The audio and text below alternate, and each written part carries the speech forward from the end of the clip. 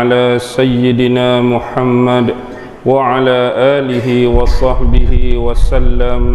اللهم صل على سيدنا محمد وعلى آله وصحبه وسلم.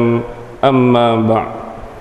Alhamdulillah, syukur kehadrat Allah Subhanahu wa ta'ala kerana dengan limpah kurnia, rahmat, kasih sayang dan inayah daripada Allah Subhanahu wa ta'ala, alhamdulillah, pada masa ini kita masih lagi diberi keizinan daripada Allah Subhanahu wa ta'ala untuk sama-sama berada di dalam majlis ilmu pada malam ini. Alhamdulillah. Dan insya-Allah pada malam ini kita akan berbicara mengenai sebahagian daripada sejarah-sejarah yang pernah terlakar dalam dunia ketamadunan dan peradaban sejarah. Seperti yang kita selalu sebut dan kita sedia maklum, bahawa sejarah-sejarah Islam ataupun seni peradaban Islam adalah sesuatu yang dekat, sesuatu yang sinonim dengan kehidupan khususnya umat Islam dan sebahagian besar kehidupan manusia di atas muka bumi. Kalau kita ambil perkiraan kata-kata yang selalu dituturkan oleh orang-orang tua kita, setiap saat yang berlalu, setiap masa yang berlalu, mungkin baru 30 saat, mungkin beberapa minit yang lalu, atau mungkin mengambil jarak masa yang lebih jauh, itulah sebenarnya sejarah yang pernah terlakar dan sejarah yang pernah terakam di dalam kehidupan kita. Sama ada sejarah itu kita mengambil kira sebagai suatu bentuk kepentingan, ataupun kita mengambil kira bukan perkara yang begitu penting dalam kehidupan kita. Kalau kita merasakan setiap sesuatu yang berlalu ada kepentingan, maka sesetengah manusia ada yang merakamkannya, ada yang mencatatkannya di dalam buku-buku tulisan ataupun buku-buku sejarah. Dan ada juga sesuatu perkara yang berlaku dan berlangsung hanyalah diingati oleh insan-insan ataupun kumpulan-kumpulan tertentu bagi mewariskan sejarah dan kehidupan-kehidupan lama ataupun lampau untuk terus diingati dan diwarisi kepada segala keturunan yang akan dihadapi pada kemudian hari.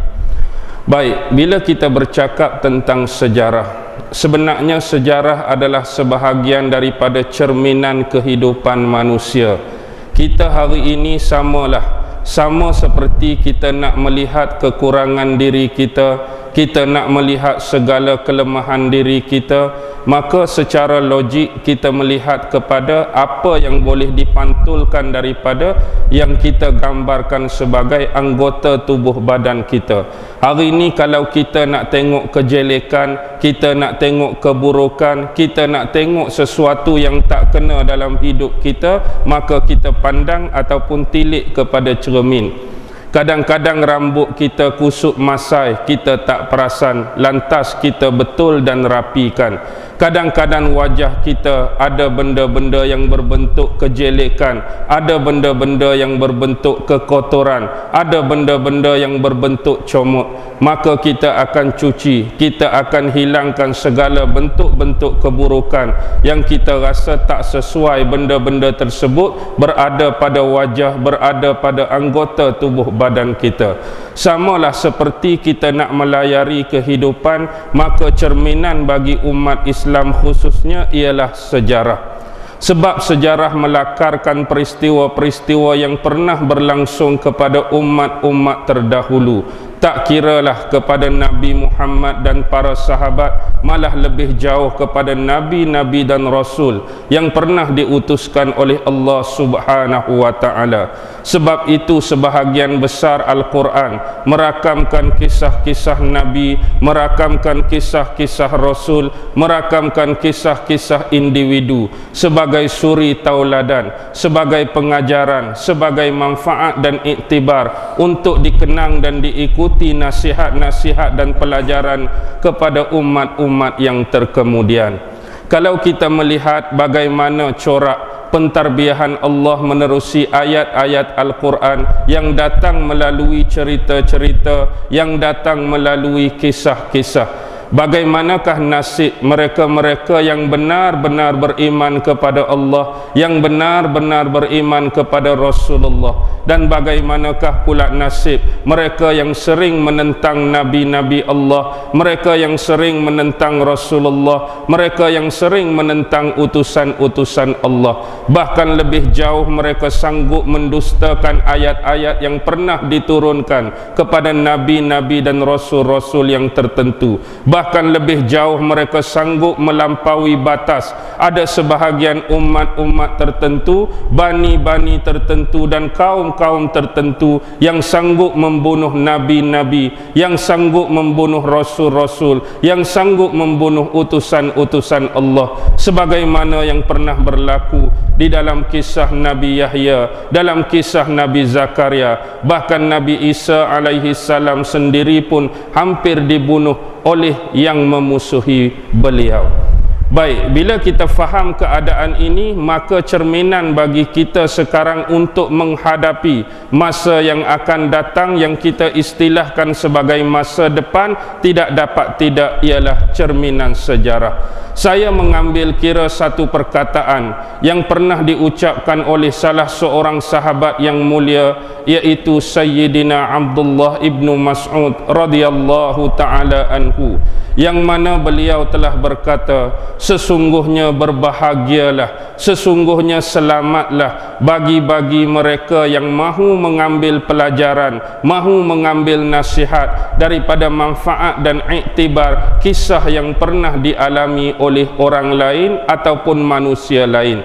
Jadi inilah peri pentingnya kita mengambil kira bahawa sejarah dan perkara-perkara yang lampau banyak membantu umat manusia untuk meneruskan legasi kehidupan mereka di atas muka bumi ini. Pernah diturunkan satu surah yang dianggap paling pendek, iaitu surah Al-Asr. Surah ini diturunkan kepada Nabi Muhammad sallallahu alaihi wasallam cuma dengan 3 ayat. Wal 'asr innal insana lafi khusr illa allazina amanu wa 'amilus salihat wa tawasaw bil haqq wa tawasaw bis sabr. Walaupun ayat ini kita katakan sebagai ayat yang ringkas, ayat yang pendek, tetapi apa komentar Imam Asy-Syafi'i rahimahullah bila didatangkan kepada beliau tentang keistimewaan dan keutamaan surah ini? Beliau mengatakan, sekalipun Allah menurunkan keseluruhan Al-Quran kepada umat Nabi Muhammad sallallahu alaihi wasallam dan dikecualikan surah ini, nescaya tidak akan lengkaplah Al-Quran yang menjadi pengajaran kepada umat Muhammad tanpa surah Al-Asr. Walaupun Allah subhanahu wa ta'ala turunkan Al-Quran, dikecualikan satu surah yang pendek ini, iaitu surah Al-Asr, maka kata Imam Syafi'i, masih tidak akan sempurna pengajaran daripada Al-Quran tanpanya surah Al-Asr. Ini menunjukkan kepada kita betapa pentingnya tentang masa yang telah diriwayatkan oleh Allah subhanahu wa ta'ala menerusi ayat ini.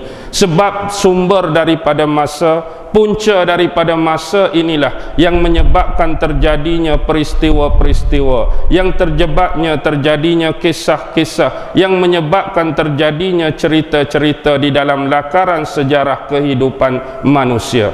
Pernah ditanyakan kepada Imam Ali As-Sajjad, iaitu cicit kepada Nabi Muhammad sallallahu alaihi wasallam, apakah yang dipelajari oleh kamu sewaktu usia kamu masih muda, sewaktu usia kamu ni masih kecil?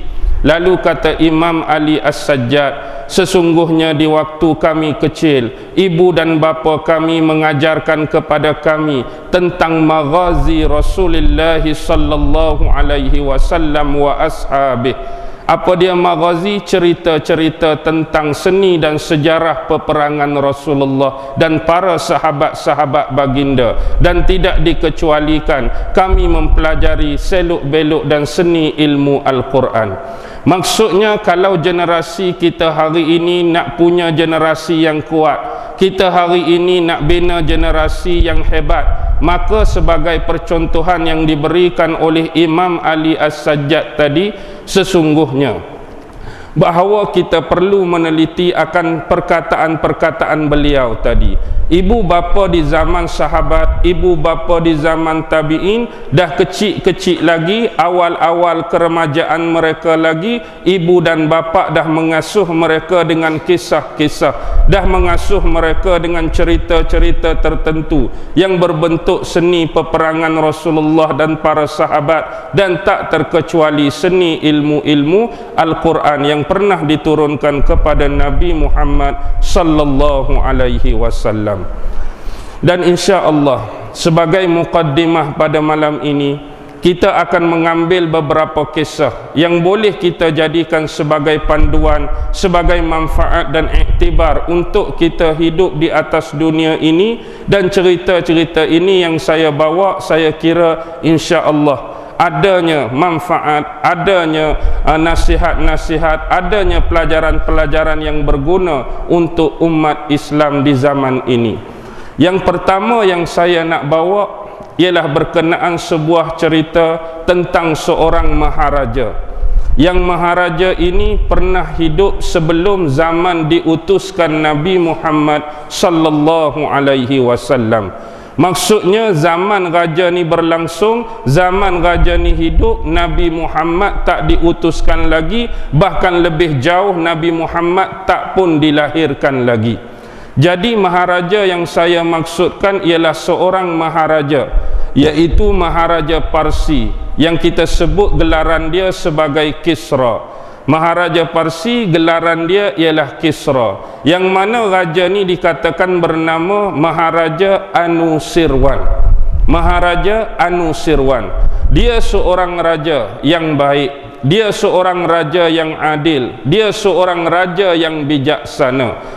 Sementara perkara yang paling penting cuma akidah yang dia pegang, ialah dia ni berakidah dengan akidah Parsi kuno. Zaman pemerintahan di Iran kuno, kita terkenal dengan satu agama yang nama agama Majusi, iaitu agama-agama penyembah api. Tetapi dia merupakan seorang raja yang baik, raja yang adil, raja yang bijak. Dikisahkan bahawa Maharaja Anusirwan ini bukan sahaja terkenal di tempat dia di Iran, tetapi orang-orang di sekitarnya, termasuk di kalangan orang-orang Arab yang pernah menghuni Mekah walaupun sebelum Nabi lahir, walaupun sebelum Nabi ni diutuskan, mereka ni, depa ni dengar cerita-cerita tentang kebaikan, tentang keadilan, tentang kebijaksanaan Maharaja Anusirwan daripada kerajaan besar Parsi. Diriwayatkan pada suatu hari, Maharaja Anusirwan ni dia nak, kalau perempuan kita kata mengidam, dia teringin nak makan daging rusa. Jadi bila dia ada tetapkan suatu hari, dia ajak dia punya tentera-tentera, dia ajak dia punya pengawal-pengawal untuk mengiringi dia nak pergi berburu masuk ke dalam hutan. Bila hari yang ditetapkan berlangsung, maka keluarlah Maharaja Anusirwan bersama dengan pengawal-pengawal dia, bersama dengan askar-askar dan bala tentera dia masuk ke dalam hutan. Dalam keadaan asyik duk mencari-cari, duk kelih-kok tu, kelih-kok ni, tengok sana, tengok sini, maka ditakdirkan tiba-tiba ternampaklah olehnya seekor ibu rusa. Jadi sebab terlampau teruja, teringin sangat nak makan daging rusa, jadi tanpa memberikan apa-apa arahan kepada tentera dia, tanpa memberikan arahan apa-apa kepada pengawal dia, maka dia meluncur dengan laju, seorang diri terus mengejar ibu rusa tersebut, yang menyebabkan keadaan tersebut mengejutkan tentera-tentera dan pengawal dia. Dan dengan secepat kilat, tentera-tentera dan pengawal dia ni terus ikut dia, takut terpisah jauh. Bila terpisah jauh, terlepas daripada pandangan, bimbang maharaja kesayangan mereka ni jadi terlepas daripada genggaman ataupun kawalan mereka. Takut raja ni sesat masuk jauh dalam hutan gara-gara terlampau sangat nak kejar ibu rusa tersebut. Jadi bila dah kejar terlampau jauh menyebabkan dia ni terpisah agak jauh dengan pasukan dia, yang akhirnya ibu rusa pun dia terlepas, dan dengan pasukan dia pun dia dah bercerai-berai. Jadi dalam keadaan tersebut dia mula risau, dalam keadaan tersebut dia mula rungsing. Dia dah cari jalan yang sepatutnya, dia dah mula cari jalan yang sebaiknya, tetapi tak diketemui juga pasukan-pasukan yang dikemudi oleh pengawal-pengawal dan tentera-tentera dia tadi. Dan akhirnya waktu tersebut sudah hampir gelap. Tambahan pula langit dah menunjukkan tanda-tanda hujan ni nak turun. Jadi dalam keadaan dia duk mencari-cari, duk merayau-rayau, ada siapa-siapa yang boleh bagi pertolongan, ada siapa-siapa yang boleh bagi bantuan, akhirnya dia tiba di sebuah pondok buruk.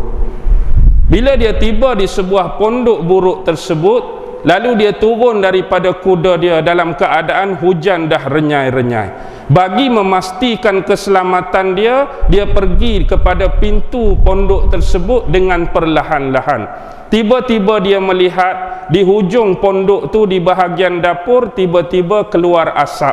Maksudnya bila dapur tu berasap, dalam pondok tu ada orang. Bila pondok tu berasap, dalam pondok tu ada penghuni. Lalu dia menyapa kepada sesiapa yang dia yakini berada di dalam pondok tersebut dengan sapaan bahasanya.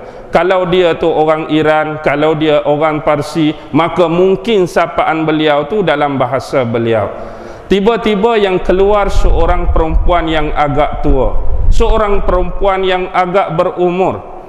Lalu dia mengatakan bahawa dirinya adalah seorang pemuda yang datang dari arah kota. Raja ni dia cuba sembunyikan, raja ni dia cuba rahsiakan jati diri dan identiti dia. Dia tak mau bagi tahu kepada orang yang duduk dalam pondok tu dia ni seorang raja. Seorang raja Parsi, seorang raja yang dihormati. Tetapi dia cuma mengatakan dia seorang pemuda yang datang dari arah kota. Tetapi dia cerita betul bahawa dia dengan kawan-kawan dia datang ke hutan ni nak berburu rusa. Tetapi ditakdirkan dia ni sesat dan sampai depan pondok orang tua tadi.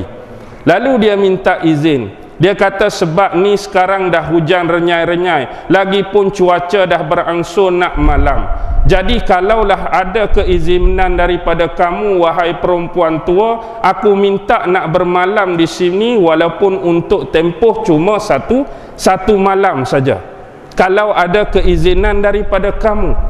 Dia kata tak menjadi apa-apa kesalahan kepada kamu, dan aku akan memberikan keizinan kepada kamu untuk bermalam di dalam pondok burukku malam ini walaupun cuma untuk satu malam.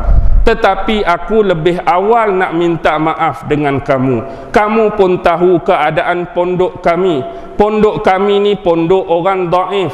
Pondok kami ni pondok orang miskin. Pondok kami ni pondok orang fakir.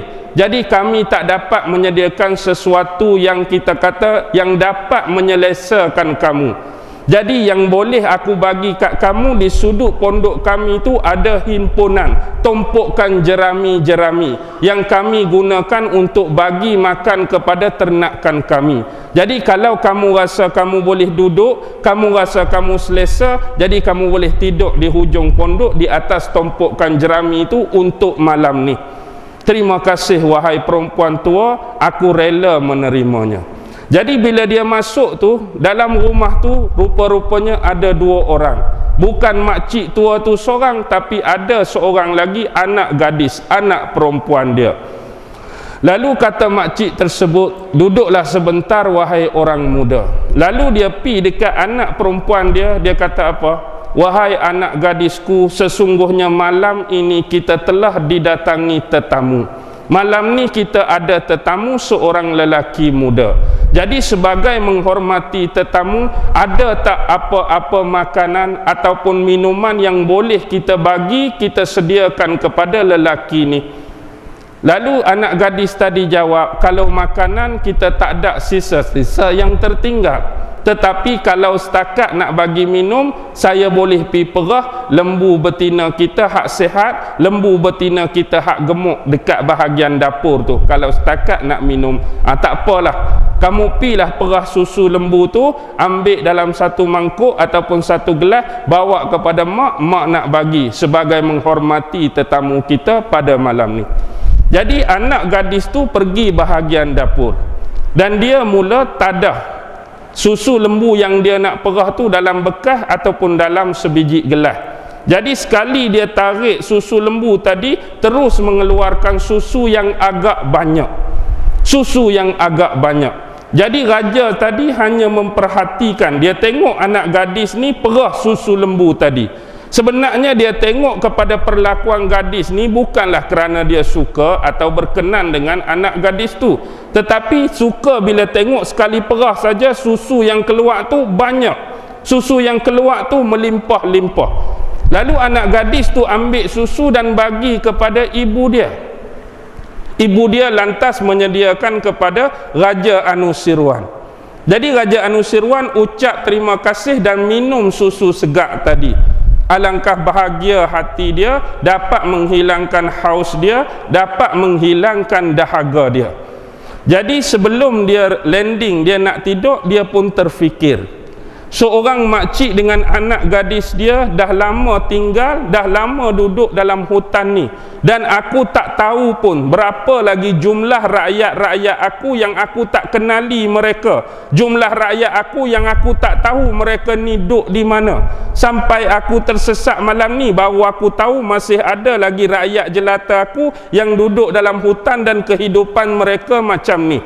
Jadi bila terpandang saja cara perahan susu anak gadis tadi, maka raja ni mula terfikir, apa salahnya kalau aku mengenakan cukai di kemudian hari kepada pemilik-pemilik ternakan. Tak kiralah mungkin dia memiliki lembu ke, mungkin dia memiliki kerbau ke, mungkin dia memiliki kambing ke, yang sebelum ni aku tak pernah mengenakan apa-apa cukai dekat dia, tapi tengok cara perah susu tu banyak daripada ambil hari-hari, banyak daripada makan hari-hari, mungkin hak lebih mereka jual, aku tak kenakan apa-apa cukai.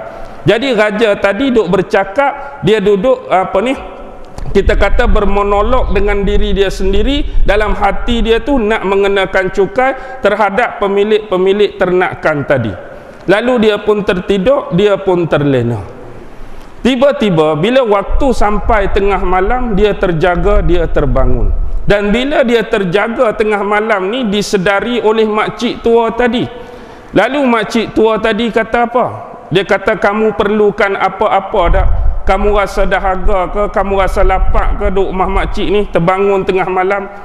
Tak ada rasa apa makcik, tapi kalau adalah minuman macam susu segar tadi, bagus juga. Jadi dia pun minta anak gadis dia pi perah lagi satu mangkuk, pi perah lagi satu bekas ataupun satu gelas. Jadi bila nak perah saja, langsung tak keluar dah kali ni, walaupun setitik susu.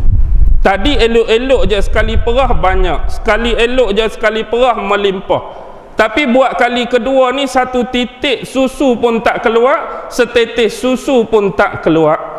Lalu anak gadis kata apa? Wahai ibuku, sesungguhnya raja yang memerintah negara kita sekarang sudah ada niat yang buruk terhadap rakyat jelata dia. Terkejut mak dia. Yang kita duk bincang pasal lembu tak keluar susu, yang kita duk bincang pasal lembu hang perah tak keluar susu, tadi keluar, yang lani tak keluar. Tiba-tiba pasal apa? Sebut pasal raja kita. Pasal apa tiba-tiba boleh terpacul perkataan tersebut dari seorang anak gadis? Mungkin raja kita ada niat yang tak baik pada rakyat jelata dia, sampai bila saya nak perah susu ni dia tak mau keluar. Tak apalah, mak dia kata, mungkin dia dah kehabisan susu hari ni, kita tengoklah lepas menjelang esok pagi, mungkin susu akan keluar balik. Jadi makcik tu minta maaf kerana tak mampu menyediakan minuman untuk lelaki tersebut. Jadi dia pun pi landing balik, tapi dia tak tidur. Dia terfikir kata-kata anak gadis tadi. begitu besar sebuah ucapan, begitu besar sebuah hasrat yang aku nak buat terhadap rakyat aku, tiba-tiba dah bertukar jadi tak baik, tiba-tiba dah bertukar jadi tak elok. Yang sebelum ni okey je keluar susu, raja nak kenakan cukai tu, tak mau keluar dah lembu. Bahaya juga ni. Tak mau keluar dah susu lembu kerana gara-gara niat raja nak kenakan cukai pada ternakan-ternakan tadi. Kalau lagu ni lah jadinya, aku tarik balik lah. Dia cakap sorang-sorang lah ni, aku tarik balik lah niat nak kenakan cukai tadi. Jadi dia pun tidur. Bila esok menjelang, anak perempuan tadi bangun awal-awal nak cuba nak test keluar tak susu macam yang berlaku malam tadi. Lalu bila dia perah saja, keluar balik dah, laju balik dah, melimpah balik dah susu tadi. Jadi dia kata, mak, saya rasa raja kita dah batalkan niat dia nak mengenakan cukai ataupun niat yang tak baik pada rakyat dia. Macam mana hang tahu? Dia kata, ni susu keluar balik ni. Tak apalah kalau begitu. Mak dia pun angkat tangan berdoa dan bersyukur. Jadi bila raja tengok mak gadis tu angkat tangan, dia pun angkat tangan juga, walaupun tak disedari oleh kedua-dua penghuni pondok tadi, mengucapkan syukur sebab susu dah keluar balik. Jadi dia minta diri nak balik semula. Bila dia keluar masuk dalam hutan, bala-bala tentera dan pengawal dia dah jumpa balik dia, dan dia pun balik semula ke istana. Bila sampai di istana, dia mula terfikir, dan dia nak melakukan sesuatu yang sebelum ni dia tak pernah buat, iaitu esok pagi-pagi tiba-tiba penuh bala tentera yang dihantar sebagai utusan oleh Maharaja Anusirwan depan pondok perempuan tua tadi. Dia kata, makcik, kami menerima pesanan daripada raja kita, iaitu Maharaja Anusirwan, supaya bawa makcik, bawa anak gadis makcik, jemput 2 orang ni pi ke istana diraja. Makcik tu pun kata, apakah dosa kami, apakah kesalahan kami? Sebelum ni pun yang kami kenal cuma nama raja saja. Yang makcik dan anak makcik tahu, raja negara kita ni nama dia Anusirwan, raja yang baik, raja yang adil, raja yang bijaksana. Tapi muka pun tak pernah tengok. Macam mana muka raja kita, macam mana raja ni boleh jemput kami berdua pergi ke istana? Apa yang kami dah buat? Salah apa yang kami dah buat? Dosa apa yang kami dah buat? Kami tak tahu makcik, yang kami tahu ni perintah, kami ni utusan diraja, minta makcik dengan anak makcik bersiap, kami akan bawa dan iring ke istana. Jadi sebab ni perintah raja, mereka tak lawan. Jadi diiringi oleh tentera dan pegawai istana, sampailah dia ke istana Maharaja Anusirwan. Bila sampai di sana, masuk ke balai Seri Maharaja Anusirwan, terkejutlah makcik tadi. Terkejutlah anak gadis tadi. Rupa-rupanya lelaki yang tumpang bermalam di pondok mereka semalam, itulah raja mereka, iaitu Maharaja Anusirwan. Cepat-cepat makcik ni melutut, anak gadis dia pun ikut minta maaf, minta ampun dengan raja kesalahan mereka. Kesalahan apa? Kesalahan anak gadis makcik ni dah termengumpat tentang raja, sebut pasal raja kita ni ada niat yang tak baik, raja kita ni dah betulkan niat, termengumpat tuanku, kami minta maaf. Kalau itulah dosa kami yang menyebabkan tuanku panggil kami ke istana, minta maaf. Tidak, sesungguhnya aku amat-amat bersyukur dengan kisah dan peristiwa yang berlaku kepada diri aku semalam, mengajarkan aku betapa pentingnya untuk aku menjaga hak-hak dan kebajikan rakyat di bawah taklukan rakyat-rakyat jelata yang aku perintah semuanya. Jadi sebelum tu aku nak tanya anak gadis kamu, bagaimana seolah-olah dia boleh membaca fikiran dan kata-kata hati aku, yang aku ni sebenarnya memang ada niat nak mengenakan cukai sampai lembu tadi tak boleh keluarkan susu. Macam mana sebenar yang berlaku? Dia kata macam ni, kami sebelum ni memang tak pernah kenal tuanku, dan hari ni buat kali pertama kami boleh tengok wajah tuanku, anggota tubuh badan tuanku. Tetapi sebelum ni kami hanya kenal, dan dalam hati kami ada raja yang baik, kami ada raja yang adil, kami ada raja yang bijak. Bila kami berkeyakinan demikian, tanah-tanah kami menjadi subur, tanaman-tanaman dan pokok kami menjadi berbunga dan berbuah, kehidupan kami menjadi luas dan lapang, ternakan-ternakan kami mengeluarkan susu dan hasil yang banyak.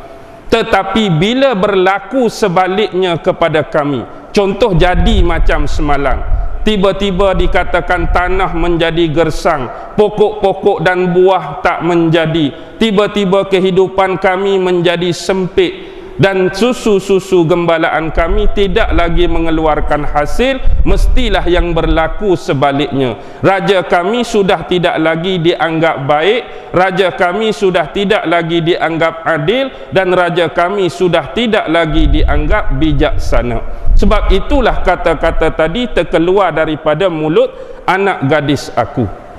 Jadi raja memahami bahawa yang paling penting sewaktu menjawat jawatan pemerintahan, jawatan seorang ketua, ialah melakukan keadilan dan menyebarkan hak-hak yang sepatut dirasai oleh rakyat jelata. Jadi peringatan kita pada hari ini, kalaulah hari ini kita hidup di dalam mana-mana negara sekalipun, di dalam mana-mana pemerintahan sekalipun, inilah yang sewajibnya dilakukan oleh para penguasa, inilah yang sewajibnya dilakukan oleh para pemerintah. Dan untuk kita mengenal dan mengesan, walaupun dalam hati kita di lubuk sanubari yang paling dalam, hari ini kita boleh lihat, hari ini kita boleh tengok, hari ini kita boleh rasa. Yang anda alami dan yang anda rasai sekarang, adakah anda merasai kehidupan yang luas dan lapang, ataupun hari ini kita semua merasai kehidupan yang sempit dan tertekan? Hati kita boleh rasa. Kalau kita tengok hari ini tanah-tanah kita, adakah tanah-tanah kita subur, atau tanah-tanah kita semakin kering, gersang dan terbiar? Kita tengok pokok-pokok dan sayur kita, adakah hari ini masih lagi mengundang keberkatan daripada Allah, ataupun mengundang bala-bala dan penyakit daripada pemakanan-pemakanan kita? Kalau kita tengok ternakan-ternakan dan gembalaan kita, hari ini adakah mendatangkan keberkatan dan semakin banyak, ataupun boleh mengurangkan keburukan dan semakin berkurang? Jadi ini pada pendapat dan pada pandangan masing-masing. Saya bukan suruh bagi jawapan, tapi rasalah dalam hati, rasalah dalam diri sendiri, anda sekarang sedang merasai kehidupan yang mana. Jadi cerita ini sebagai iktibar, tak perlu kita menuduh sesiapa, tak perlu kita menuding jari pada sesiapa. Yang penting kita hendaklah menjalani sebagai seorang manusia, sebagai seorang insan, sebagai seorang hamba, sebagai seorang abdi, sebagai seorang kuli yang benar-benar beriman kepada Allah dengan panduan Al-Quran dan panduan-panduan daripada sunnah Rasulullah sallallahu alaihi wasallam. Itu adalah kisah yang pertama. Kisah yang kedua yang saya nak bawa ialah tentang keadaan di padang mahsyar, bila kita semua akan dipertemukan dan diadili di hadapan Allah Subhanahu wa taala, dan setiap manusia dan makhluk-makhluknya yang lain yang pernah dijadikan dan diciptakan oleh Allah Subhanahu wa taala pasti tak akan terlepas daripada suasana mahsyar. Inilah yang suasana dikatakan paling ditakuti, paling dicemaskan, paling digerunkan oleh sesiapa pun yang bergelar makhluk Allah. Kerana apa? Kerana setiap perangai, setiap perbuatan, setiap tingkah laku, bahkan setiap niat kita yang paling dalam pun akan diadili dengan sebaik-baiknya dan seadil-adilnya oleh Allah Subhanahu wa taala. Sebab itulah dalam surah Al-Fatihah, untuk mendatangkan kegerunan dan ancaman kepada hati dan jiwa manusia, Allah mendatangkan satu ayat yang cukup ringkas dan pendek tetapi luas pengertian dia, Maliki Yaumiddin. Apa maksud Maliki Yaumiddin? Kalau ikut ilmu qiraat, kita boleh baca dua-dua. Sama ada nak baca Maliki panjang pun boleh, nak baca Maliki pendek pun boleh. Ada orang baca Maliki Yaumiddin panjang, ada orang baca Maliki Yaumiddin Maliki pendek. Dua-dua betul, dua-dua tak salah. Jadi kalau kita ambil yang makna kata panjang, dia jadi makna apa? Allah, Tuhan, zat yang menguasai hari pembalasan. Kalau kita nak ambil makna kata pendek, Maliki, iaitu Tuhan, Allah, zat yang memiliki hari pembalasan. Yang menguasai pun sememangnya Allah, yang memiliki pun sememangnya Allah. Tetapi di sini Allah tak guna gelaran-gelarannya yang lain, yang sebelum ini selalu Allah guna untuk menyantuni manusia, nak bagi rahmat pada manusia, nak bagi kasih sayang pada manusia, dah tak ada bila Allah guna kalimah Maliki. Sebelum ni kita baca surah yang terakhir, Qul a'udzu birabbin nas, malikin nas, ilahin nas. Kadang-kadang Allah jadi Rabb manusia, kadang-kadang Allah jadi Malik manusia, kadang-kadang Allah jadi ilah manusia. Di sini Allah dah tak jadi Rabb, sebab Rabb tu sifat dia mentarbiyah, Rabb sifat dia menyantuni, Rabb sifat dia menguruskan. Waktu kita hidup atas dunia dulu, Allah dah bagi segala-galanya apa yang telah ditentukan untuk kita. Setiap manusia ada bahagian masing-masing, setiap makhluk ciptaan Allah ada bahagian masing-masing. Ada yang ditentukan putih, ada yang ditentukan hitam, ada yang ditentukan tinggi, ada yang ditentukan rendah, ada yang ditentukan bulat, ada yang ditentukan lepir, ada kaya, ada miskin, ada sakit, ada kuruh, ada gemuk, semua Allah dah tetap. Dan kita menerima dengan redha segala pemberian dan ketentuan daripada Allah. Dan ni Allah buat sungguh-sungguh pada kita melalui Ar-Rahman dan Ar-Rahim dia. Di situ Rabb ada waktu kita hidup atas dunia. Selagi rezeki kita tak sempurna, ajal kita tak sempurna, apa-apa yang ditakdirkan Allah tak sempurna, pasti kita tak akan kembali menemuinya lagi. Selagi ada rezeki, selagi itulah kita hidup dan menikmati rezeki tersebut. Selagi ajal masih panjang, orang nak tembak ke, orang nak bunuh ke, kita akan masih terus hidup. Tetapi Allah juga dia tak jadi ilah dah.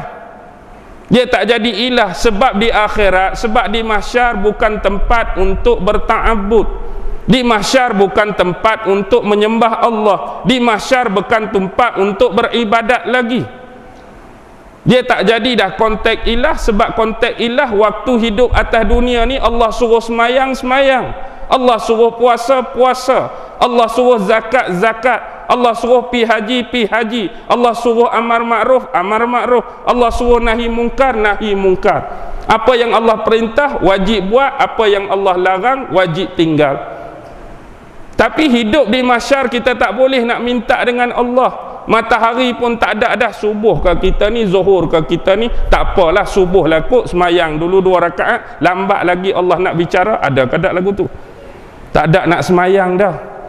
Lambat lagi ni, zuhur dah masuk kot, kita pun nak semayang, azan pula dekat mahsyar, Allahu Akbar, Allahu Akbar, tak ada azan dah, bukan tempat nak amal ibadat dah.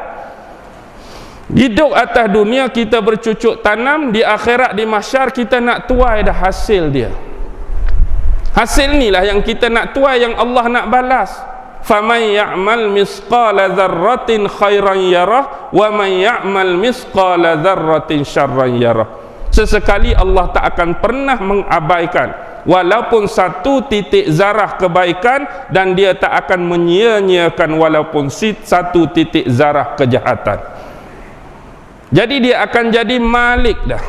Bila Malik, dia akan keras, dia akan bertegas.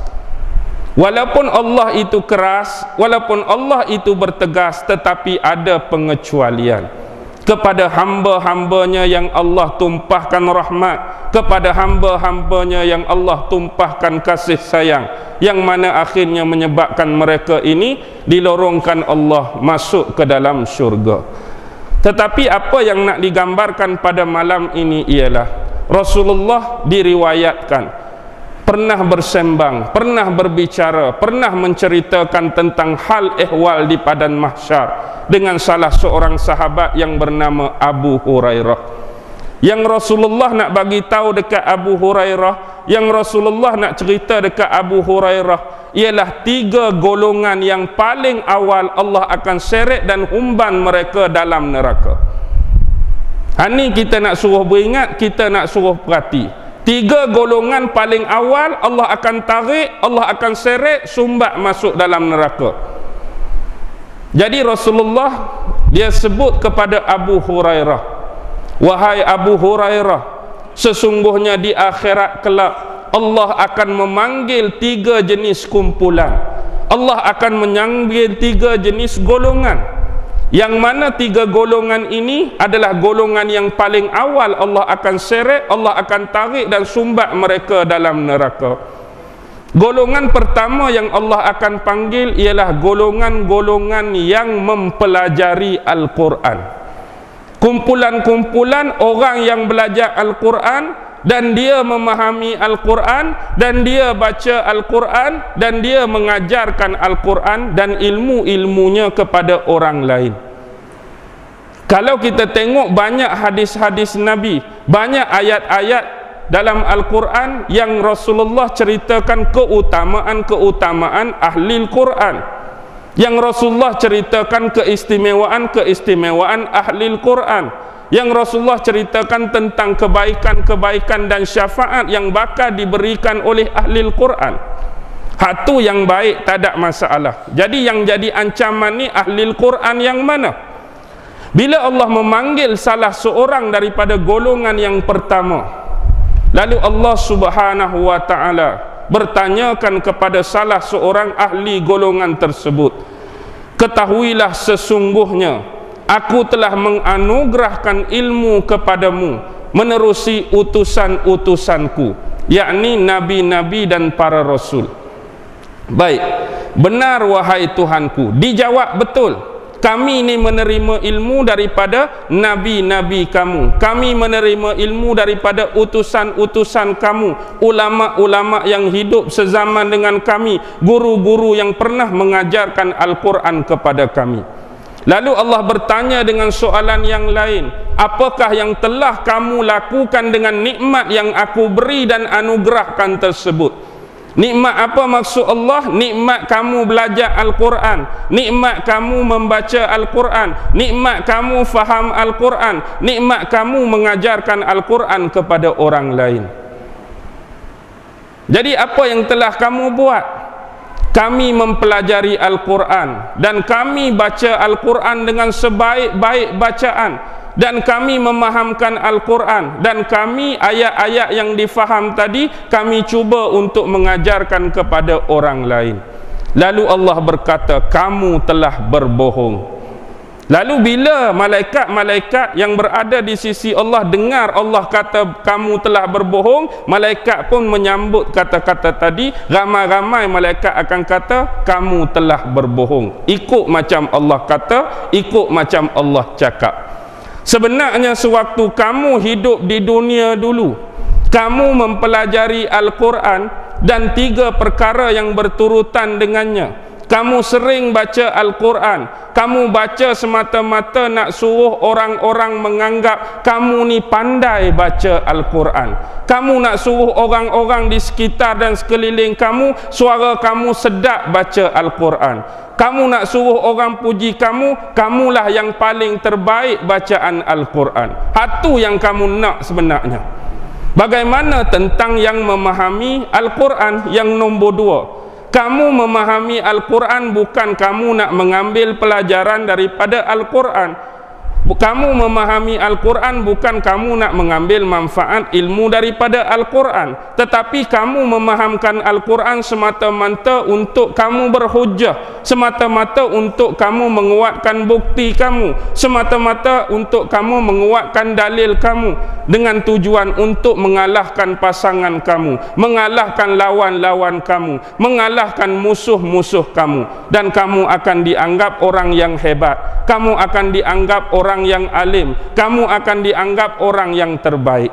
Dan begitu juga dengan susulan yang ketiga. Bila kamu mengajarkan Al-Quran kepada orang lain, tidak ada keikhlasan niat di hati kamu kerana aku, tetapi kamu nakkan habuan-habuan dunia. Kalau ajak Al-Quran dapat berapa ratus, ajak Al-Quran dapat berapa ribu, ajak Al-Quran ada pangkat tu, ajak Al-Quran ada pangkat ni, ajak Al-Quran ada gelaran tu, ajak Al-Quran ada gelaran ni. Jadi apa yang kamu nak tu aku dah bagi waktu kamu hidup atas dunia dulu. Kalau kamu nak suruh orang puji kamu ni pembaca yang hebat, orang atas dunia dah puji. Kalau kamu hari ni nak suruh orang kata suara kamu sedap, orang atas dunia dah kata suara kamu sedap. Kalau nak kata kamu tajwid terbaik, taranum terbaik, semua orang dah puji sewaktu kamu hidup. Begitu juga sewaktu kamu memahamkan Al-Quran, tujuan nak berhujah, tujuan nak berbahas dengan lawan dan musuh, mereka dah kalah dan kamu dah senang hati. Mereka dah tewas, kamu dah gembira. Mereka dah terbalik, kamu dah senang hati. Begitu juga yang kamu nakkan harta-harta hasil daripada kamu ajak Al-Quran tadi. Kamu nak gaji 10,000, kamu dah dapat. Kamu nak habuan tu, kamu dah dapat. Kamu nak pangkat tu, kamu dah dapat. Nak gelaran tu, kamu dah dapat. Jadi tu kamu dah dapat habuan kamu sebab kamu melupakan niat. Kamu baca, kamu memahamkan dan kamu ajak tadi bukan kerana aku, bukan lillahi ta'ala. Jadi malaikat bawa dia, tarik dia, seret dia masuk dalam neraka. Ini bahaya. Ni hak kita sebut ni sifat-sifat tadi. Bukan kata bahaya ni aku nak baca Quran, ustaz kata lagu ni pun jadi takut, jadi gerundak. Orang tak ada sifat tadi, orang yang tak ada pada kehendak tadi, orang yang tak ada pada tujuan tadi, go on macam biasa. Jadi kita belajar Al-Quran, kita baca Al-Quran, kita faham Al-Quran, kita ajak Al-Quran tanpa tujuan-tujuan yang disebutkan di dalam hadis tadi, tak ada masalah. Itulah kelebihan dia, itulah keistimewaan dia, itulah keutamaan dia, Ahlul Quran. Lalu Allah panggil salah satu dari golongan yang kedua. Golongan yang kedua ini ialah golongan-golongan yang Allah lebihkan, Allah istimewakan mereka dengan harta-harta dunia. Golongan orang kaya, golongan orang berada, golongan hartawan, golongan jutawan. Orang yang mempunyai kelebihan harta berbanding dengan insan-insan yang lain. Tiba-tiba bila salah seorang mereka muncul di hadapan Allah, lalu Allah berkata, sesungguhnya kami telah memberi kelapangan kepada kamu dari sudut harta yang menyebabkan sewaktu kamu hidup di dunia, lantaran kami bagi senang, kamu tak pernah membutuhkan orang lain, kamu tak pernah meminta pertolongan daripada orang lain. Nak cakap hidup dia tak pernah susah, hidup dia tak pernah merempat, hidup dia tak pernah kurang, tak ada dah dia pernah minta sekalipun dengan orang lain, sebab Allah limpahkan kemewahan pada dia. Benar wahai Tuhanku. Jadi apakah yang telah kamu lakukan terhadap nikmat-nikmat yang kami beri dan kurniakan pada kamu? Sesungguhnya dengan nikmat kekayaan tersebut kami menjalinkan hubungan silaturrahim dan kami banyak bersedekah. Kamu telah berbohong. Malaikat pun dengar Allah kata kamu telah berbohong, dia pun ucap perkara yang sama, kamu telah berbohong.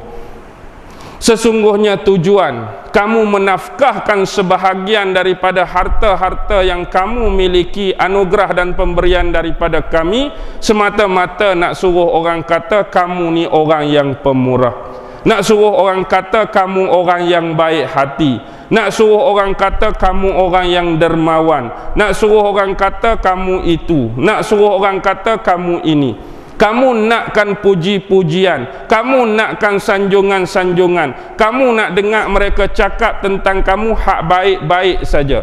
Tu tujuan kamu bersilaturahim dengan menyalurkan sebahagian daripada harta-harta yang menjadi milik kamu. Jadi bagi orang yang bersedekah, bagi orang yang berinfak, yang tidak ada sifat-sifat pada manusia tadi, maka tak jadi masalah. Yang jadi masalah kebimbangan kita, ada sebahagian daripada orang kaya yang memiliki sifat demikian. Kalau atas dunia ni tak ada orang kaya yang ada sifat ni, Allah tak cerita pula. Kalaulah atas dunia tak ada orang kaya yang ada sifat ni, Nabi tak cerita pula dekat sahabat. Maksudnya yang paling penting, golongan ni antara yang paling awal Allah akan humban dan sumbat dalam neraka. Jadi berpesan-pesan dan beringatlah, kalau kita Allah bagi lebih dari sudut kekayaan dan kita nak salurkan kekayaan tadi, infak semata-mata nak kemegahan diri kita, nak suruh orang sanjung, nak suruh orang puji. Jadi itu tidak berbaloi untuk kita, malah akan diseret oleh Allah Subhanahu wa taala ke dalam neraka. Dan golongan yang ketiga, iaitu golongan-golongan yang berjuang dan berjihad pada jalan Allah. Lalu Allah panggil salah seorang daripada golongan tersebut. Sesungguhnya sewaktu di dunia kami memberi kekuatan tubuh badan kepada kamu, kami memberi kekuatan persenjataan dan kelengkapan peperangan kepada kamu. Benar wahai Tuhanku. Jadi apa yang telah kamu lakukan terhadap anugerah dan pemberian kami? Aku gunakan kekuatan yang kamu beri, kelengkapan senjata yang kamu beri, semata-mata berjihad pada jalan kamu, berjihad pada jalan Allah. Dan kami telah mengorbankan seluruh jiwa dan raga kami, terjun dalam medan peperangan dan medan jihad, dan kami mati dalam keadaan syahid di medan tersebut. Kamu telah berbohong. Disambut oleh malaikat, kamu telah berbohong. Sebenarnya apa yang kamu lakukan adalah sama seperti dua golongan sebelum ini. Kamu nak dikatakan kamu seorang pahlawan, kamu nak dikatakan kamu seorang perwira, kamu nak dikatakan kamu seorang pendekar, kamu nak dikatakan kamu seorang patriotik, kamu nakkan nama, kamu nakkan jawatan, kamu nakkan pujian, kamu nakkan pingat-pingat tertentu. Jadi ini dikecualikan mereka yang benar-benar ikhlas berjuang pada jalan Allah, dikecualikan mereka yang benar-benar ikhlas syahid fi sabilillah. Tetapi dalam keadaan keutamaan yang Allah bagi pada orang yang berjuang pun, dalam keadaan keutamaan Allah bagi pada orang yang syahid fi sabilillah pun, Allah masih kecualikan ada golongan-golongan yang bukan niat kerana Allah, tetapi kerana benda-benda yang saya sebutkan sebentar tadi. Jadi inilah tiga jenis golongan. Golongan yang mempelajari Al-Quran, golongan kaya, dan golongan orang yang syahid, mati ketika berjihad pada jalan Allah. Lalu ketika habis Rasulullah riwayatkan hadis ni, Rasulullah tepuk pada kedua-dua lutut Abu Hurairah. Rasulullah tepuk dua-dua lutut Abu Hurairah. Rasulullah kata apa? Wahai Abu Hurairah, sesungguhnya inilah tiga macam golongan. Yang pertama kali Allah akan seret, yang pertama kali Allah akan tarik dan sumbat dia ke dalam neraka. Jadi kita berdoa pada Allah, moga-moga kita dijauhkan daripada tiga jenis golongan. Sekiranya kita hidup atas dunia hari ini, ada keterlibatan sifat-sifat kehidupan kita dengan tiga tadi. Saya pun bimbang, kita hari ini pun belajar Al-Quran, kita hari ini pun baca Al-Quran, kita hari ini pun cuba faham Al-Quran, kita hari ini duk mengajar Al-Quran. Jadi berhati-hati dan perbetulkan niat masing-masing.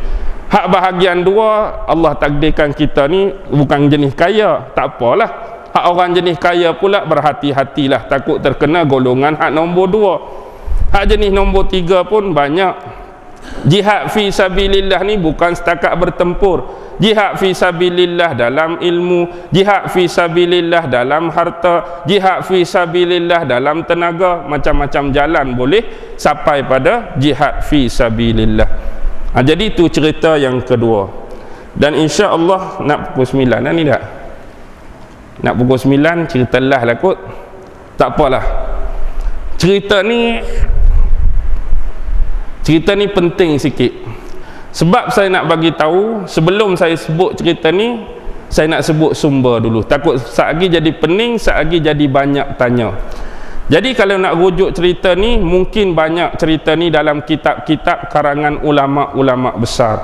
Tetapi ada seorang tabi'in yang nama dia Imam Tawus. Imam Tawus dia ada satu kitab, Bad'ul Khalqis Samawati wal Ard, perihal penciptaan permulaan penciptaan langit dan bumi. Jadi dalam kitab tersebut, dan mungkin ada kisah dan cerita ni dalam kitab-kitab yang lain. Kisah dalam buku ini diriwayatkan oleh Imam Tawus. Dia tulis dalam kitab dia ni cerita seorang pengikut Nabi Isa. Cerita seorang pengikut Nabi Isa alaihi salam. Cerita dia bermula ialah pada zaman kekhalifahan. Kita tahu masa Rasulullah hayat dia masih hidup, cerita ni tak berlangsung, cerita ni tak berlaku. Bila wafat Nabi, naik yang jadi khalifah sahabat dia hak paling dekat, iaitu Sayyidina Abu Bakar. Cerita ni tak berlaku, cerita ni tak berlangsung. Tapi bila naik sahabat khalifah yang kedua, iaitu khalifah Sayyidina Umar bin Al-Khattab, kisah ni berlaku zaman beliau. Jadi pada zaman pemerintahan Sayyidina Umar bin Al-Khattab, kita tahu dan sedia maklum, zaman pemerintahan Sayyidina Umar adalah zaman perluasan empayar dan kerajaan Islam. Jadi Umar dah hantar sahabat-sahabat, Umar dah hantar tentera-tentera Islam untuk melebarkan sayap, untuk meluaskan tanah jajahan Islam.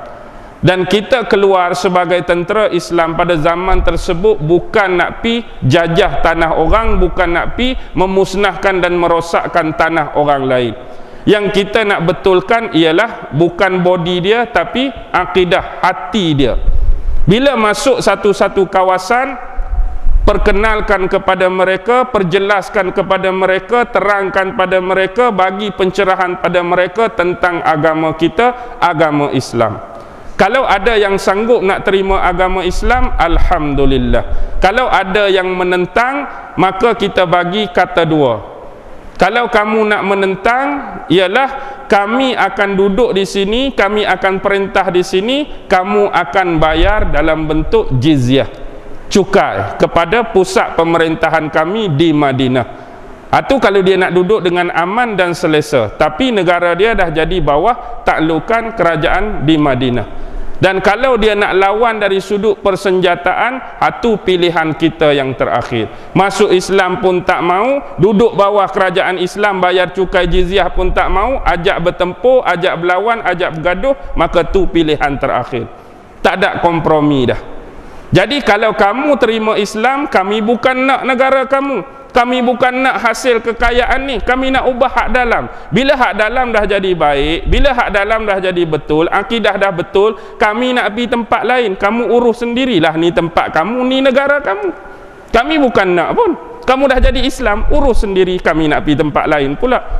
Tu Islam. Sebab tu kita bukan digelar penjajah, tapi tentera Islam digelar pembebas. Nak bebas apa? Nak bebaskan akidah yang kufur pada Allah kepada akidah yang beriman pada Allah.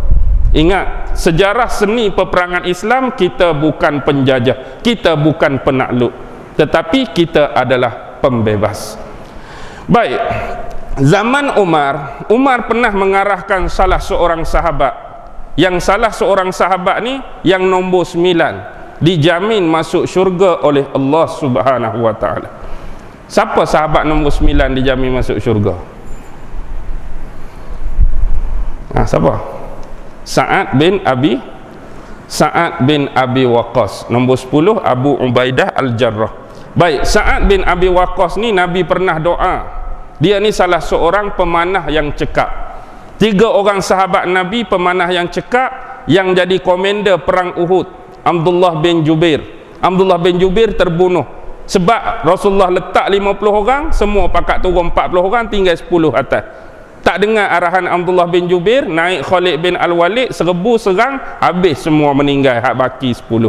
Termasuk komander pemanah Abdullah bin Jubair. Gugurlah salah seorang sahabat Nabi hak cekap memanah. Yang cekap memanah lain Rafi' bin Khadij, juga salah seorang hak cekap memanah. Tapi yang hebatnya Sa'ad bin Abi Waqqas, dia didoakan khusus oleh Nabi. Nabi minta setiap kali dia sasarkan anak panah, tak akan pernah miss, tak akan pernah tak kena. Maksudnya tak akan pernah rugi anak panah dia. Kalau ada 10 lah anak panah akan kena. Itu doa Nabi pada dia. Jadi dia pun ditugaskan oleh Sayyidina Umar untuk menguasai satu wilayah, yang agak besar. Dulu dia bercantum antara Iraq dengan Iran, satu wilayah yang disebut sebagai Qadisiyah. Jadi bila Sa'ad bin Abi Waqqas pergi ke Qadisiyah, dapat dimenangi oleh tentera Islam. Jadi nak lantik amir, maka Saidina Umar bin Al-Khattab lantik terus ketua komander perang, iaitu Sa'ad tadilah. Sa'ad bin Abi Waqqas dilantik menjadi amir, gubernur lah di wilayah Qadisiyah. Jadi jadilah Sa'ad bin Abi Waqqas amir di situ. Tiba-tiba suatu hari Sa'ad bin Abi Waqqas didatangi satu utusan, surat kiriman daripada Saidina Umar di pusat pemerintahan di Madinah. Jadi dalam surat tersebut Saidina Umar sebut di kawasan Qadisiyah masih ada satu daerah, masih ada satu wilayah yang nama wilayah ni Hulwan. Wilayah ni nama Hulwan, masih belum berjaya kita jajah, masih belum berjaya kita takluk dan jadikan dia di bawah taklukan pusat pemerintahan di Madinah. Kawasan dekat tu nama Hulwan, tak termasuk lagi. Jadi aku minta kepada kamu pi ke Hulwan, Islamkan penduduk Hulwan, dan kita akan ambil jizyah kalau dia ni nak duduk bawah pusat pemerintahan kita, dan kita akan berperang kalau dia menolak usul yang pertama tadi.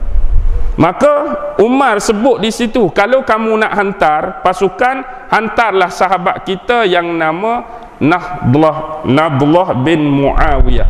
Baik, setengah orang sebut Nahdah bin Muawiyah, setengah orang sebut Nadlah bin Muawiyah. Jadi saya lebih senang dan selesa sebut Nadlah. Kalau orang sebut Nahdah bin Muawiyah, ada setengah orang sebut Nahdah, ada setengah orang sebut Nadlah. Jadi saya lebih senang dan selesa sebut Nadlah. Nadlah bin Muawiyah yang mengetuai operasi tadi.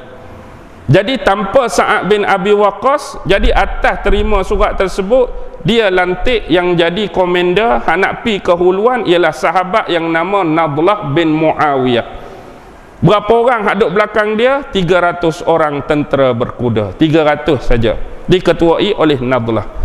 Bila dapat perintah daripada pusat, maka bergeraklah Nadlah bin Muawiyah dengan 300 tentera berkuda yang lain pi ke Hulwan. Bila sampai di Hulwan, dia adalah sebuah kota yang dikelilingi oleh benteng dan tembok. Jadi Nadlah bin Muawiyah ni dia kepung, dia keliling kota tersebut selama beberapa waktu, yang akhirnya keluarlah ketua kota tersebut, kami ni surrender dah. Sebab kamu dah kepung, ambil masa yang lama, bekalan makanan pun dah habis, bekalan minuman pun dah habis. Kami rasa tak boleh dah kami nak bertahan lebih lama. Jadi kami menyerah. Jadi usul yang disepakati, mereka ambil hak nombor 2. Walaupun mereka ni tak Islam, tetapi mereka ambil hak nombor 2. Mereka ni duduk di bawah pusat pemerintahan di Madinah dan sanggup bayar jizyah tiap-tiap tahun kepada khalifah di Madinah. Jadi selesai urusan di sana, dia meninggalkan kota Hulwan dengan banyak membawa ghanimah-ghanimah dan jizyah. Jadi bila banyak bawa ni, nak bawa balik ke mana? Bawa balik ke Qadisiyah. Kepada siapa? Kepada amir dan gubernur sahabat yang nama Sa'ad bin Abi Waqqas. Jadi sebelum sampai ke Qadisiyah tu, mereka singgah di satu tempat. Mereka singgah di sebuah dataran yang luas, yang dataran ni tebing dia kiri dan kanan gunung-gunung yang tinggi. Kiri ada gunung tinggi, kanan ada gunung yang tinggi. Mereka duduk di satu dataran yang luas. Jadi waktu tu hampir nak masuk waktu zuhur. Jadi Nadlah bin Muawiyah arahkan tentera-tentera dengan barang tadi, kita berhenti di sini, kita berehat, kita akan solat zuhur berjemaah kejap lagi. Dan bila mereka yakini dah masuk dah waktu zuhur, maka sebagai ketua komander, Nadlah buat apa? Nadlah pi melaungkan azan. Jadi Nadlah pi berdiri di situ, dia melaungkan azan dengan sekuat-kuatnya. Allahu Akbar, Allahu Akbar. Dia ulanglah, Allahu Akbar, Allahu Akbar, Allahu Akbar, Allahu Akbar. Jadi sahabat-sahabat yang duduk dalam sah 300 orang ni duk jawablah Allahu Akbar, Allahu Akbar, Allahu Akbar, Allahu Akbar. Tiba-tiba dalam sela-sela sahabat duk jawab, tiba-tiba terdengar suara yang jelas didengar oleh Nadlah, suara yang jelas didengar oleh 300 sahabat lain. Bila Nadlah kata Allahu Akbar, Allahu Akbar, suara tu kata apa? Sesungguhnya engkau sedang mengagungkan zat yang maha besar, wahai Nadlah. Sesungguhnya engkau sedang membesarkan zat yang maha agung, wahai Nadlah. Terkejut kawan ni. Suara siapa ni? Mai ikut celah bukit, mai ikut celah gunung. Tak apalah, azam perhabis. Asyhadu an la ilaha illallah. Bila dia buat asyhadu an la ilaha, sahabat pun jawab. Lepas tu terdengarlah suara tadi jawab apa? Itu adalah kalimah-kalimah ikhlas, wahai Nadlah. Bila asyhadu an la ilaha illallah, kawan tu jawab, itu adalah kalimah-kalimah ikhlas, wahai Nadlah. Bila dia sambung asyhadu anna Muhammadar Rasulullah, sahabat-sahabat jawab, kawan tu jawab lagi, sesungguhnya dialah Nabi Muhammad sallallahu alaihi wasallam yang pernah diceritakan oleh Nabi kami, Nabi Isa alaihi salam. Dia pergi jawab lagu tu. Bila asyhadu anna Muhammadar Rasulullah, itulah dia Nabi Muhammad sallallahu alaihi wasallam yang pernah diceritakan oleh Nabi kami, Nabi Isa alaihi salam. Hayya 'alas salah. Bila dua kali hayya 'alas salah, sahabat pun jawab, dia kata apa? Beruntunglah mereka yang mengerjakan salat secara istiqamah. Beruntunglah mereka-mereka yang mengerjakan salat ataupun semayang secara beristiqamah. Bila hayya 'alal falah, sahabat pun jawab hayya 'alal falah. Kemudian kawan tu pun kata apa? Ini adalah, kita kata apa? Ikutan Nabi Muhammad sallallahu alaihi wasallam, dan barang siapa yang sentiasa mengikuti Nabi, dia akan berjaya di dunia dan di akhirat. Ini dah jadi ikutan Nabi. Siapa yang ikut Nabi, dia akan berjaya di dunia, dia akan berjaya di akhirat. Bila Allahu Akbar balik, kawan tu pun jawab. Kawan tu jawab apa pula? Sesungguhnya benarlah diri kamu, wahai Nadlah, dan sungguhnya kamu benar-benar ikhlas melaunkan azan tadi, dan Allah telah mengharamkan jasadmu daripada api neraka. Jadi siap tu terkejut habislah. Ada sahabat yang dah rasa gerun, ada sahabat yang dah rasa takut. Jadi sebagai ketua komander, Nadlah cuba bersuara. Nadlah kata apa? Nadlah kata, wahai suara yang berbunyi, siapakah engkau yang sebenarnya? Moga-moga Allah melimpahkan rahmatnya kepada kamu. Wahai suara yang berbunyi, siapakah kamu yang sebenarnya? Moga-moga Allah melimpahkan rahmatnya kepada kamu. Adakah kamu ni makhluk Allah dari kalangan malaikat, ataupun kamu ni makhluk Allah dari kalangan jin, ataupun kamu ni makhluk Allah dari kalangan manusia seperti kami, ataupun kamu ni makhluk Allah dari makhluk-makhluknya yang lain? Sebab kamu dah memperdengarkan suara kamu kepada kami, kami minta kamu tunjukkan anggota tubuh badan kamu pada kami. Tunjuk rupa kamu, tunjuk wajah kamu pada kami. Suara dah tunjuk dah. Lalu dia sambung, kami ini adalah tentera-tentera Allah. Kami ini tentera-tentera Rasulullah. Dan sekarang kami ini adalah tentera-tentera Umar bin Al-Khattab. Tiba-tiba keluar daripada kaki bukit itu seorang yang tua, yang mana pakaian dia dibuat daripada jenis kain berbulu. Rambut dia panjang putih, misai dia putih, janggut dia putih, yang menunjukkan bila sahabat Nadlah dan sahabat lain tengok tu, umur dia tu bukan kata-kata, mungkin 1000 tahun. Tetapi di sebalik umur 1000 tahun tu, dia mempunyai kegagahan lagi untuk berjalan. Lalu dia ucap apa? Assalamualaikum warahmatullahi wabarakatuh. Lalu Nadlah dan sahabat jawab, Waalaikumsalam warahmatullahi wabarakatuh. Siapakah kamu yang sebenarnya? Moga-moga Allah melimpahkan rahmatnya kepada kamu. Lalu laki tua tu kata, yang sebenarnya aku adalah Zarnab bin Bar'ala. Tu nama dia. Nama dia Zarnab bin Bar'ala. Aku ni adalah salah seorang murid dan pengikut yang paling dipercayai oleh Nabi Isa alaihi salam. Aku ni adalah salah seorang murid dan pengikut yang paling dipercayai oleh Nabi Isa alaihi salam. Aku ditempatkan di gunung dan kawasan bukit ni. Dahulu Nabi Isa alaihi salam pernah mendoakan umur aku yang panjang. Dan tujuan aku dipanjangkan umur ialah di kemudian hari untuk memastikan, untuk mengesahkan bahawa yang benar-benar turun dan datang kepada kamu itulah Nabi Isa alaihi salam yang sebenar-benarnya. Jadi sebagai rumusan yang paling mudah, manusia pertama yang akan mensahihkan, yang akan memastikan, yang akan membetulkan pada kita hak turun ni betul-betul Nabi Isa, bukan Dajjal, bukan orang lain, dialah Zarna bin Bar'ala. Jadi itu dia kata. Dia kata, aku dah tak sempat dengan Nabi Muhammad sallallahu alaihi wasallam, dan aku tak akan mungkin bersua lagi dengan Umar bin Al-Khattab. Tetapi kamu adalah pengikut-pengikut dia. Jadi sampaikanlah salam aku dan sampaikanlah pesanan-pesanan aku kepada Umar bin Al-Khattab. Jadi apa pesanan kamu?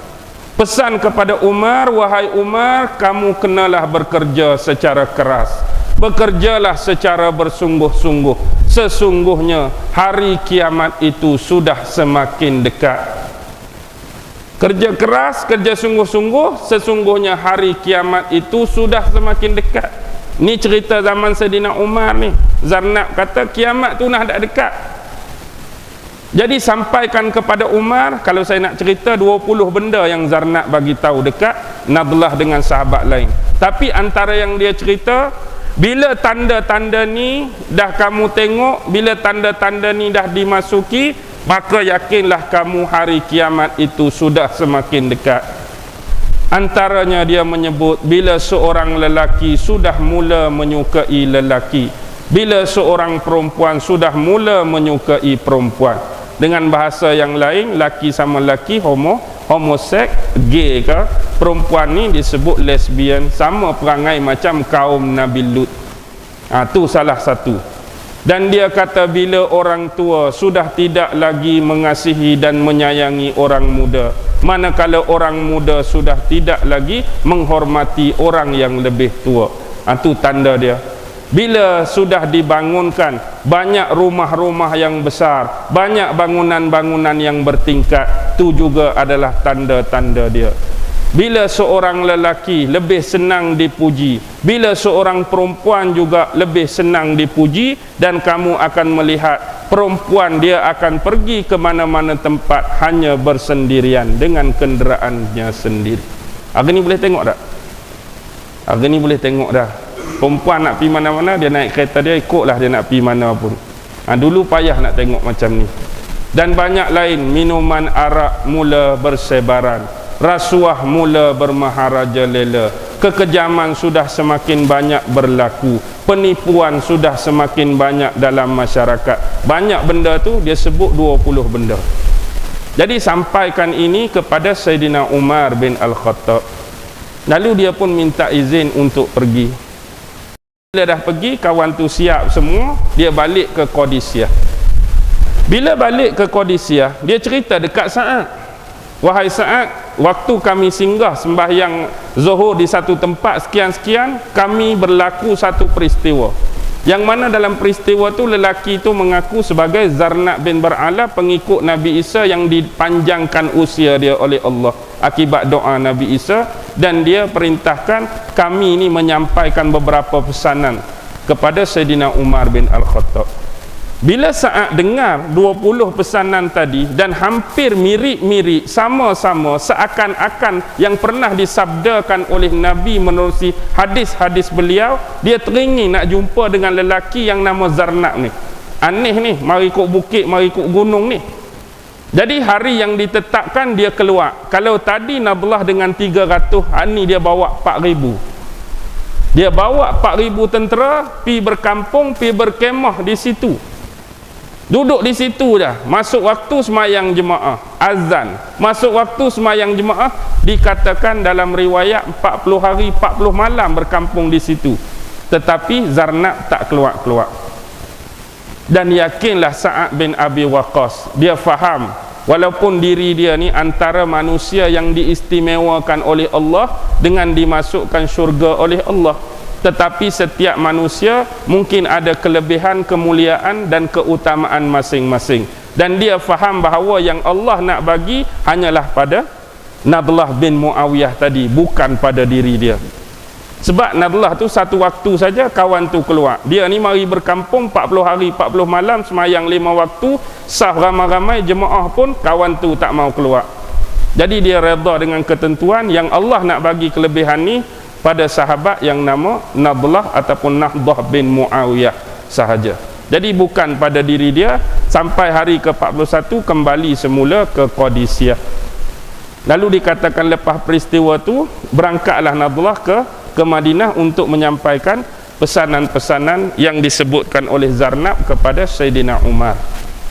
Jadi yang jadi masalah di sini, bila cerita ni terlampau pelik, bila cerita ni terlampau aneh mungkin bagi setengah orang, dan bagi Sa'ad bin Abi Waqqas pun, kalau tidak kerana penyaksian 300 orang sahabat sekali, dia pun kata, kalaulah kamu seorang Nahdah, antara aku nak percaya dengan tak percaya bila dengar cerita macam ni. Tapi nak percaya ke tak percaya, saksi bersama kamu 300 sahabat yang lain, tak boleh nak kata apalah, satu bukti dan hujah yang cukup kuat. Kalau kamu seorang semayang di situ, mari Zarnab, pelik juga cerita ni tak, nak percaya ke tak percaya, tapi sebab ada 300 sahabat hak lain tu memang tak boleh buat apalah. Satu bukti yang cukup kuat, yang tak boleh nak reka, tak boleh nak tipu apa. Tapi kisah ni saya rasa banyak dalam kitab-kitab lain, tapi bila cerita ni dianggap aneh, dianggap pelik, yang jarang diceritakan, kita pun nak cari sumber. Tapi hak saya berjaya temui satu kitab ni lah, kitab Imam Tawus, Bad'ul Khalqis Samawati wal Ard. Wallahu alam lah, mungkin ada dalam kitab ulama-ulama lain yang kita tak jumpa ke, tak pernah cari ke, wallahu alam. Jadi serahkan hanya pada Allah Subhanahu wa taala. Kalau kisah ni benar, benarlah riwayat daripada Imam Tawus. Kalau kisah ni salah pun, kita ambil periwayatan saja, hak itulah yang diriwayatkan. Jadi yang selebihnya kita serahkan kepada Allah Subhanahu wa taala dan mengambil pelajaran daripada kisah yang dipaparkan tadi. Jadi saya kira kita pun dah 9.25. Jadi 3 cerita tadi, saya harap 3 cerita tadi walaupun pendek, 3 cerita tadi walaupun ringkas, tetapi setiap cerita tadi ada manfaat, ada iktibar, ada pengajaran yang cukup berguna untuk kita. Walaupun cerita pertama kita kata berlaku sebelum diutuskan Nabi Muhammad, cerita kedua benda yang nak berlaku lepas dunia hancur, benda yang nak berlaku lepas dunia kiamat, dan cerita yang ketiga berlaku pada zaman sahabat. Tetapi itulah yang menjadi tali penghubung kita dengan kekuatan keagamaan kita, berhubung dengan Allah, berhubung dengan Rasulullah, berhubung dengan sahabat, berhubung dengan tabi'in, berhubung dengan ulama-ulama, berhubung dengan guru-guru. Jadi benda ni kena ada tasalsul, benda ni kena ada wasilah. Maksudnya setiap ilmu yang kita dapat mesti ada susu galur, mesti ada pijakan yang kemah, mesti ada pijakan yang nyata. Jadi apa yang paling penting, setiap cerita tu panduan dia mesti sumber yang paling utama Al-Quran dan sunnah-sunnah Rasulullah sallallahu alaihi wasallam, dalam bentuk ucapan baginda, dalam bentuk perkataan baginda, dan dalam bentuk ikrar ataupun penentuan yang telah ditetapkan oleh Rasulullah sallallahu alaihi wasallam. Baki lagi, saya mohon kemaafanlah kalau ada suara tersekat ke rasa memang tak sihat lah ni. Saya tak sihat tu satu hal, lepas tu cuaca lah ni pun kurang menyenangkan. Ni dah zaman-zaman yang kita kata tenat ni. Cuma kita risau dan bimbang, takut kita ni dah terkena kepada hadis sabdaan Nabi yang 3 musim tu. Musim pertama Nabi kata apa? 1/3 Allah akan tarikkan sumber-sumber yang berbentuk air. Allah akan tahan langit dia daripada menurunkan hujan 1/3 daripada air. Sampai pada musim kedua, langit tak akan turun air lagi dalam bentuk 2/3. sampai musim last, musim ketiga langsung dah tak turun air, akan jadi kemarau yang panjang. Waktu tu sahabat-sahabat tanya makanan nak makan apa, lalu Nabi kata makanan-makanan orang yang beriman ialah zikir, tahlil, tahmid, wirid dan sebagainya. Itulah makanan orang-orang yang beriman. Jadi kita kena beringat, kita takut kita dah terkena hak musim yang pertama. Allah dah tahan, Allah dah rampah dah 1/3 kenikmatan yang kita duk kecap, yang kita duk rasa selama ni. Wallahu alam lah musim tu dah sampai ke betul ke sekarang, itu semua dalam kuasa dan ilmu Allah, ataupun lambat lagi ke bukan dalam pengetahuan kita. Cuma kita bimbang kalau benar-benar dah kita masuk musim yang pertama, kita harus beringatlah. Ni baru sikit, berapa lama dah tak hujan? Lama sangat dah tak hujan ni. Lepas tu panas pula. Walaupun kita ni pulau, biasa pulau ni walaupun tak hujan kita ni sejuk sikit, tapi kita antara ranking suhu antara yang paling tinggi. 2 hari cuti Kedah dengan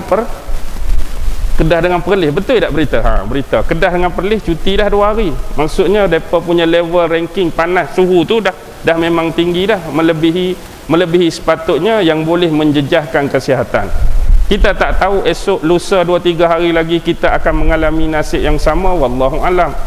Tapi beringatlah, di musim-musim hujung ni kalau masih ada yang tak sedar diri, masih ada yang lupa Allah, tak tahulah kita. Ni dah musim sepatut ni kita ni insaf dah. Kita sedar diri dah, dunia dah memang di tengah-tengah dah. Tengah-tengah nak menuju hari pembalasan, nak menuju hari kiamat. Segala tanda-tanda kecil tak ada dah, habis dah.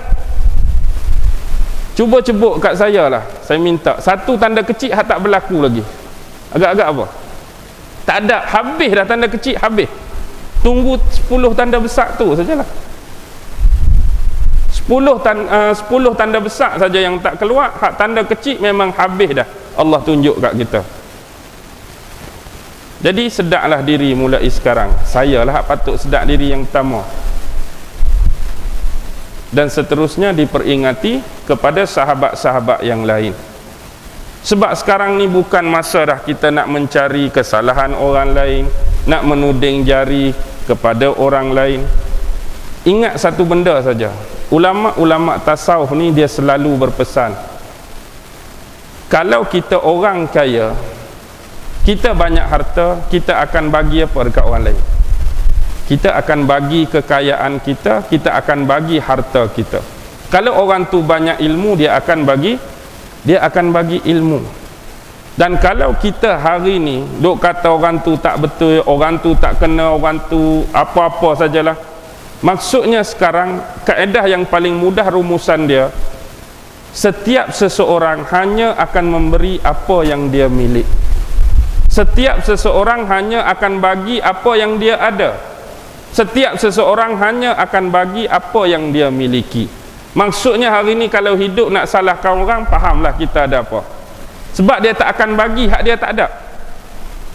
Kalau dia duk kata orang tu salah, hak tu sebenarnya ada dengan kita. Kita duk tuding orang kata macam tu, kita duk tuding orang kata macam ni, kita duk salahkan orang tu, hak tu lah hak kita adanya. Sebab kita tak akan bagi hak kita tak ada. Kita ada baik, tiba-tiba yang kita bagi jahat ke baik? Kalau kita ada baik, kita akan bagi kebaikan. Kalau kita jahat, kita akan bagi kejahatan. Mudah saja rumusan dia. Dan masalah bila kita sebut Maliki Yaumiddin tadi, ramai hari ni yang dia tu duduk sekali dengan kita di kandang pesalah. Kita semua ni akan duduk di hadapan Allah. Kalau macam mahkamah duduk kandang pesalah, yang akan duduk di kerusi pakai baju hakim siapa? Allah Subhanahu wa ta'ala. Kalau penisbahan mahkamah dunia kita manusia, semua hak kita ni, baik ke jahat ke buruk ke besar ke tinggi, akan duduk kandang pesalah. Yang kita tak suka, yang kita selalu nak tegur ialah ada orang-orang dia tu duduk sekali dengan kita dalam kandang pesalah. Tiba-tiba dia buka kunci pagar kesalah, dia naik atas meja hakim, dia pakai baju hakim. Oh, dia pakai baju hakim. Murtad, kafir. Hang bid'ah banyak sangat. Hang karut, hang salah, hang tak kena. Padahal dia duduk sekali dengan kita dalam kandang tu juga. Tapi dia boleh keluar nak memandai-mandai pakai jubah hakim, hak tu tak betul, hak tu tak kena, hak ni hak tu tak kena. Faham ke tak ni? Faham ke tak ni? Faham. Jadi jangan cuba-cuba keluar daripada kandang nak kata ke orang macam-macam. Sebab kita pun duduk sekali dengan orang tu, tunggu diadili, tunggu dihakimi. Allah akan tentukan satu zarah yang baik, satu zarah yang jahat, satu zarah yang buruk tak akan terkecuali. Dan kalau kita adili jadi apa? Jadi adil ke jadi mengarut? Dia jadi mengarut lah. Hak ikut cita rasa kita, betul, bagus. Hak tak ikut cita rasa kita, salah, tak kena. Tapi bila depan Allah, jadi tak lagu tu? Kalau Allah sendiri yang adil, jadi tak lagu tu? Tak akan jadi dah. Hak mana betul, confirm betul. Hak mana salah, confirm salah. Hari ni jangan buat penilaian terhadap orang lain. Boleh faham ke tak ni? Itu gaya tasawuf bercerita, gaya tasawuf bercakap, dia lagu tu lah. Kalau gaya kita ikut suka hati lah. Hak mana tak sama dengan kita, hak tu lah salah. Hak mana tak kena dengan nafsu kita, hak tu lah tak betul. Jadi saya sudahi dengan lafaz yang mulia, wabillahi taufiq wal hidayah, wassalamualaikum warahmatullahi wabarakatuh. A'udzu billahi minasyaitonir rajim. Bismillahirrahmanirrahim. Allahumma innaka ta'lam anna hadhihi al-quluba qad ijtama'at ala mahabbatik waltaqat ala ta'atik wa tawahhadat ala da'watik wa ta'ahadat ala nusrati syari'atik fawasikillahumma rabitataha wa adimuddaha wahdiha subulaha wamla'ha binurika alladhi la yakhbu washrah suduraha bifaidil imani bik wa jamilit tawakkuli alaik wa ahyiha bima'rifatik wa amitha ala syahadati fi sabilik innaka ni'mal maula wa ni'man nasir wa sallallahu ala sayyidina Muhammad wa ala alihi wa sahbihi wa sallam walhamdulillahi rabbil alamin.